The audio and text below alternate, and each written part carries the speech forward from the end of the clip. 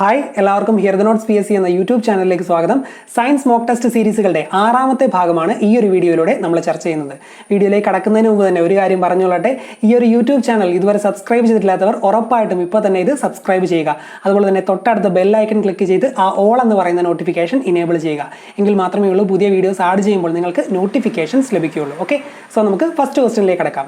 നിറങ്ങൾ തിരിച്ചറിയാൻ കഴിവില്ലാത്ത കാഴ്ചാവർണ്ണകം താഴെ കൊടുത്തിരിക്കുന്നവയിൽ ഏത് എന്നാണ് ചോദിച്ചിരിക്കുന്നത്. ഓപ്ഷനുകൾ ഫോട്ടോപ്സിൻ, ഐഡോപ്സിൻ, റോഡോപ്സിൻ, റെറ്റിനാൽ. ഏതാണ്?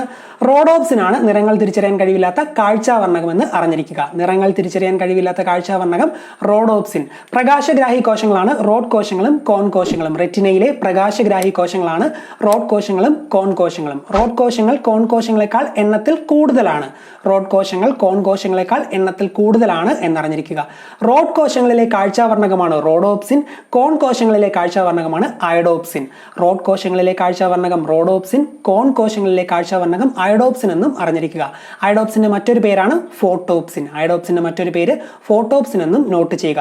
അതുപോലെ തന്നെ മങ്ങിയ വെളിച്ചത്തിൽ കാഴ്ച സാധ്യമാകുന്ന കാഴ്ചാവർണ്ണകമാണ് റോഡോപ്സിൻ.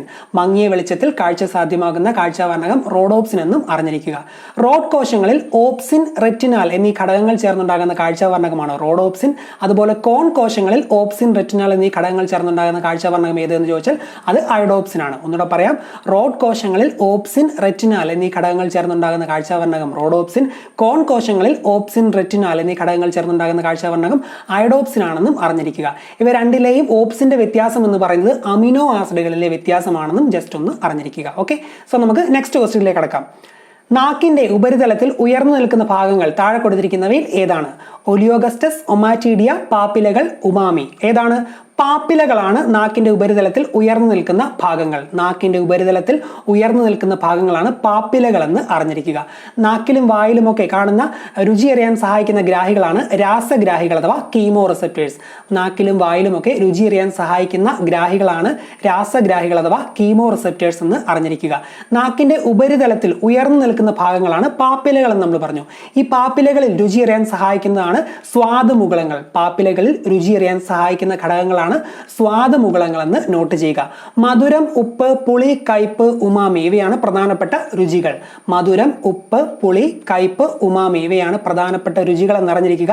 ജാപ്പനീസ് ഭാഷയിൽ സന്തോഷമായിട്ടുള്ളത് എന്നർത്ഥം വരുന്ന രുചിയാണ് ഉമാമി. ജാപ്പനീസ് ഭാഷയിൽ സന്തോഷമായിട്ടുള്ളത് എന്നർത്ഥം വരുന്ന രുചിയാണ് ഉമാമി എന്നും നോട്ട് ചെയ്യുക. ഇതിന്റെ കൂട്ടത്തിൽ തന്നെ 6ാമതായി കണ്ടെത്തിയ രുചിയാണ് ഒലിയോഗസ്റ്റസ്.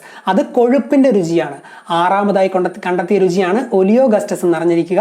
അത് കൊഴുപ്പിന്റെ രുചിയാണ് എന്നും നോട്ട് ചെയ്യുക. Next question. രക്തം കട്ടപിടിക്കാത്ത അവസ്ഥയോ നിലയ്ക്കാത്ത രക്തസ്രാവമോ സംഭവിക്കുമ്പോൾ അതിനുള്ള കാരണം പരിശോധിക്കുന്ന ടെസ്റ്റ് ഏത്? ഓപ്ഷനുകൾ APTT test, time test, TST, dots test. ഏതാണ്? APTT ടെസ്റ്റ് ആണ് രക്തം കട്ടപിടിക്കാത്ത അവസ്ഥയോ നിലയ്ക്കാത്ത രക്തസ്രാവമോ സംഭവിക്കുമ്പോൾ അതിനുള്ള കാരണം പരിശോധിക്കുന്ന ടെസ്റ്റ് എന്ന് അറിഞ്ഞിരിക്കുക. ആക്ടിവേറ്റഡ് പാർഷ്യൽ ത്രോംബോപ്ലാസ്റ്റിൻ ടൈം എന്നാണ് APTT ടെസ്റ്റിന്റെ abbreviation. Activated partial thromboplastin time എന്നാണ് APTT ടെസ്റ്റിന്റെ അബ്രീവിയേഷൻ എന്ന് നോട്ട് ചെയ്യുക. Time test, TST test, dots test ഇവയെല്ലാം ട്യൂബർകുലോസിസുമായി ബന്ധപ്പെട്ട പരിശോധനകളാണ്. Time test, TST, dot test ഇവയെല്ലാം ക്ഷയം അല്ലെങ്കിൽ ട്യൂബർകുലോസിസുമായി ബന്ധപ്പെട്ട പരിശോധനയാണ് എന്നറിഞ്ഞിരിക്കുക. അതുപോലെ തന്നെ മാൻറ്റോ ടെസ്റ്റ് എന്ന് പറയുന്ന ടെസ്റ്റും ട്യൂബർകുലോസിസുമായി ബന്ധപ്പെട്ട പരിശോധനയാണ്.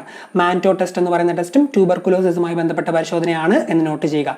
സോ രക്തം കട്ടപിടിക്കാത്ത അവസ്ഥയോ നിലയ്ക്കാത്ത രക്തസ്രാവമോ സംഭവിക്കുമ്പോൾ അതിനുള്ള കാരണം പരിശോധിക്കുന്ന ടെസ്റ്റാണ് APTT ടെസ്റ്റ് എന്ന് നോട്ട് ചെയ്യുക. Next question. പ്ലാസ്റ്റിക്കിന് സമാനമായി ആദ്യം നിർമ്മിക്കപ്പെട്ട വസ്തു. ഓപ്ഷനുകൾ ബേക്ക്ലൈറ്റ്, പാർക്കേസീൻ, നിയോപ്രീൻ, തയോക്കോൾ. ഏതാണ്? പാർക്കേസീൻ ആണ് പ്ലാസ്റ്റിക്കിന് സമാനമായി നിർമ്മിക്കപ്പെട്ട ആദ്യം നിർമ്മിക്കപ്പെട്ട വസ്തു. പാർക്കേസീൻ ആണ് പ്ലാസ്റ്റിക്കിന് സമാനമായി ആദ്യം നിർമ്മിക്കപ്പെട്ട വസ്തു എന്ന് അറിഞ്ഞിരിക്കുക. 1856 അലക്സാണ്ടർ പാർക്സ് എന്ന വ്യക്തിയാണ് പാർക്കേസീൻ കണ്ടെത്തിയത്.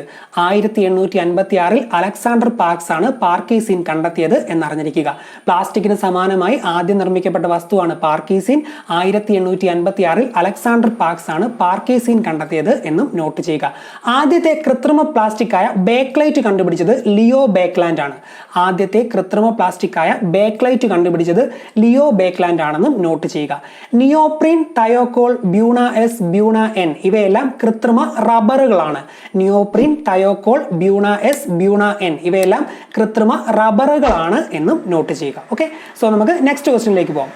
പെൻസിൽ ലെഡ് നിർമ്മിക്കാൻ ഉപയോഗിക്കുന്ന കാർബണിന്റെ രൂപാന്തരം താഴെ കൊടുത്തിരിക്കുന്നവയിൽ ഏതാണ്? ഓപ്ഷനുകൾ ഫുള്ളറിൻ, വജ്രം, ഗ്രാഫൈറ്റ്, കോക്ക്. ഏതാണ്? ഗ്രാഫൈറ്റ് ആണ് പെൻസിൽ ലെഡ് നിർമ്മിക്കാൻ ഉപയോഗിക്കുന്ന കാർബണിന്റെ രൂപാന്തരം. പെൻസിൽ ലെഡ് നിർമ്മിക്കാൻ ഉപയോഗിക്കുന്ന കാർബണിന്റെ രൂപാന്തരം എന്ന് പറയുന്നത് ഗ്രാഫൈറ്റ് ആണ് എന്നറിഞ്ഞിരിക്കുക. കാർബണിന്റെ ഏറ്റവും മൃദുവായ ക്രിസ്റ്റലീയ രൂപാന്തരം, ഡ്രൈ സെല്ലിലെ ഇലക്ട്രോഡുകൾ നിർമ്മിക്കാൻ ഉപയോഗിക്കുന്ന കാർബണിന്റെ രൂപാന്തരം, അതുപോലെ ഖരാവസ്ഥയിലുള്ള സ്നേഹകമായി ഉപയോഗിക്കുന്ന കാർബണിന്റെ രൂപാന്തരം എന്നൊക്കെ ചോദിച്ചാലും ഗ്രാഫൈറ്റ് ആണ്. പറഞ്ഞ പോയിന്റുകൾ ഒന്നുകൂടെ പറയാം.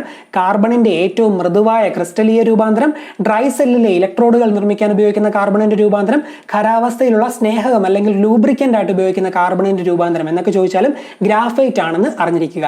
ഗ്രാഫൈറ്റിലെ ഓരോ കാർബൺ ആറ്റവും സഹസംയോജക ബന്ധനത്തിൽ ഏർപ്പെട്ടിരിക്കുന്ന കാർബൺ ആറ്റങ്ങളുടെ എണ്ണം എന്ന് പറയുന്നത് 3 ആണ്. ഗ്രാഫൈറ്റിലെ ഓരോ കാർബൺ ആറ്റവും സഹസംയോജക ബന്ധനത്തിൽ ഏർപ്പെട്ടിരിക്കുന്ന കാർബൺ ആറ്റങ്ങളുടെ എണ്ണം എന്ന് പറയുന്നത് 3 ആണ് എന്ന് നോട്ട് ചെയ്യുക. അതുപോലെ ഗ്രാഫീൻ എന്ന വാക്കിനർത്ഥം എഴുതാൻ കഴിയുന്നത് എന്നാണെന്നും കൂടെ അറിഞ്ഞിരിക്കുക. ഓക്കെ, സോ നമുക്ക് നെക്സ്റ്റ് ക്വസ്റ്റ്യനിലേക്ക് പോവാം. പ്രതിബിംബം വസ്തുവിനേക്കാൾ ചെറുതാകുന്നത് എപ്പോഴാണ്? ഓപ്ഷനുകൾ ആവർത്തനം ഒന്നിനേക്കാൾ ചെറുതായാൽ, ആവർത്തനം ഒന്നിനേക്കാൾ വലുതായാൽ, ആവർത്തനം ഒന്നായിരിക്കുമ്പോൾ, ഓൾ ദ എബോവ്. ഏതാണ്? ആവർത്തനം ഒന്നിനേക്കാൾ ചെറുതായാലാണ് പ്രതിബിംബം വസ്തുവിനേക്കാൾ ചെറുതാകുന്നത് എന്നറിഞ്ഞിരിക്കുക. ആവർത്തനം അല്ലെങ്കിൽ മാഗ്നിഫിക്കേഷൻ ഒന്നിനേക്കാൾ ചെറുതാകുമ്പോഴാണ് പ്രതിബിംബം വസ്തുവിനേക്കാൾ ചെറുതാകുന്നത് എന്നറിഞ്ഞിരിക്കുക. വസ്തുവിന്റെ വലുപ്പവും പ്രതിബിംബത്തിന്റെ വലുപ്പവും ബന്ധിപ്പിക്കുന്ന അനുപാത സംഖ്യയാണ് ആവർത്തനം അഥവാ മാഗ്നിഫിക്കേഷൻ എന്നറിഞ്ഞിരിക്കുക. വസ്തുവിന്റെ വലിപ്പത്തെ അപേക്ഷിച്ച് പ്രതിബിംബത്തിന്റെ വലിപ്പം എത്രയാണ് എന്ന് സൂചിപ്പിക്കുന്ന അനുപാത സംഖ്യയാണ് ആവർത്തനം അഥവാ magnification. Height of the image by height of the object ആണ് മാഗ്നിഫിക്കേഷൻ അഥവാ ആവർത്തനം എന്ന് അറിഞ്ഞിരിക്കുക. സോ നിങ്ങൾ നോട്ട് ചെയ്യേണ്ട എന്താണെന്ന് വെച്ചാൽ ആവർത്തനം 1 താഴെയായാൽ പ്രതിബിംബം വസ്തുവിന്റെ വലുപ്പത്തെക്കാൾ ചെറുതായിരിക്കും. ആവർത്തനം 1 മുകളിലായാൽ പ്രതിബിംബം എന്ന് പറയുന്നത് വസ്തുവിന്റെ വലുപ്പത്തിനെക്കാട്ടിലും വലുതായിരിക്കും. ഇനി ആവർത്തനം 1 ആണെങ്കിലോ വസ്തുവിന്റെ വലുപ്പത്തിന് തുല്യമായിരിക്കും പ്രതിബിംബം അല്ലെങ്കിൽ ഇമേജിന്റെ വലുപ്പം എന്നും അറിഞ്ഞിരിക്കുക. സോ 1 താഴെയായാൽ പ്രതിബിംബം ചെറുത്, 1 മുകളിലായാൽ പ്രതിബിംബം വലുത്, 1 ആണെങ്കിൽ വസ്തുവിന്റെ തുല്യ വലുപ്പമായിട്ടുള്ള ഇമേജ് ആണെന്നും അറിഞ്ഞിരിക്കുക. നെക്സ്റ്റ് ക്വസ്റ്റ്യൻ, എത്ര ഡെസിബലിന് മുകളിലുള്ള ശബ്ദമാണ് ശബ്ദ മലിനീകരണത്തിന് കാരണമാകുന്നത് എന്നാണ് ചോദിച്ചിരിക്കുന്നത്. ഓപ്ഷനുകൾ 50 ഡെസിബൽ, 90 ഡെസിബൽ, 200 ഡെസിബൽ, 10 ഡെസിബൽ. എത്രയാണ്? 90 ഡെസിബലിന് മുകളിലുള്ള ശബ്ദമാണ് ശബ്ദ മലിനീകരണത്തിന് കാരണമാകുന്നത് എന്നറിഞ്ഞിരിക്കുക. 90 ഡെസിബലിന് മുകളിലുള്ള ശബ്ദമാണ് ശബ്ദ മലിനീകരണത്തിന് കാരണമാകുന്നത്. വസ്തുക്കളുടെ കമ്പനം മൂലമാണ് ശബ്ദമുണ്ടാകുന്നത്. വസ്തുക്കളുടെ കമ്പനം മൂലമാണ് ശബ്ദമുണ്ടാകുന്നത്. ശബ്ദത്തെക്കുറിച്ചുള്ള പഠനമാണ് അക്കൗസ്റ്റിക്സ്. ശബ്ദത്തെക്കുറിച്ചുള്ള ശാസ്ത്രീയമായ പഠനമാണ് അക്കൗസ്റ്റിക്സ് എന്ന് നോട്ട് ചെയ്യുക. ശബ്ദം ഒരു അനുദൈർഘ്യ തരംഗമാണ്. ശബ്ദം ഒരു ലോഞ്ചിറ്റ്യൂഡിനൽ വേവ് അല്ലെങ്കിൽ അനുദൈർഘ്യ തരംഗമാണെന്ന് അറിഞ്ഞിരിക്കുക. അതുപോലെ തന്നെ കേൾക്കുന്ന ശബ്ദത്തിന്റെ കൂർമ്മതയെ സ്ഥായി എന്ന് പറയുന്നു. കേൾക്കുന്ന ശബ്ദത്തിന്റെ കൂർമ്മതയാണ് സ്ഥായി അല്ലെങ്കിൽ പിച്ച് എന്നറിയപ്പെടുന്നത്.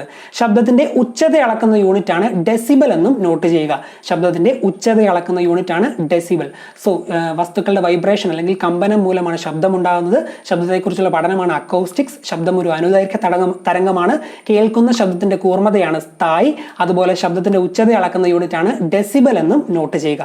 നെക്സ്റ്റ് ക്വസ്റ്റ്യൻ, ലക്ഷ്മി, ഭാഗ്യ എന്നീ നെൽവിത്തുകൾ പുറത്തിറക്കിയ കാർഷിക കേന്ദ്രം ഏത്? ഓപ്ഷനുകൾ പട്ടാമ്പി, മങ്കൊമ്പ്, കായംകുളം, മണ്ണൂത്തി. ഏതാണ്? കായംകുളം കാർഷിക ഗവേഷണ കേന്ദ്രമാണ് ലക്ഷ്മി, ഭാഗ്യ എന്നീ നെൽവിത്തുകൾ പുറത്തിറക്കിയത്. കായംകുളം കാർഷിക ഗവേഷണ കേന്ദ്രമാണ് ലക്ഷ്മി, ഭാഗ്യ എന്നീ നെൽവിത്തുകൾ പുറത്തിറക്കിയത്. ഇത് കൂടാതെ തന്നെ കായംകുളം ഗവേഷണ കേന്ദ്രം കുറച്ച് നെൽവിത്തുകളോട് പുറത്തിറക്കിയിട്ടുണ്ട്. അതും കൂടെ നിങ്ങൾ പഠിച്ചേ പറ്റത്തുള്ളൂ.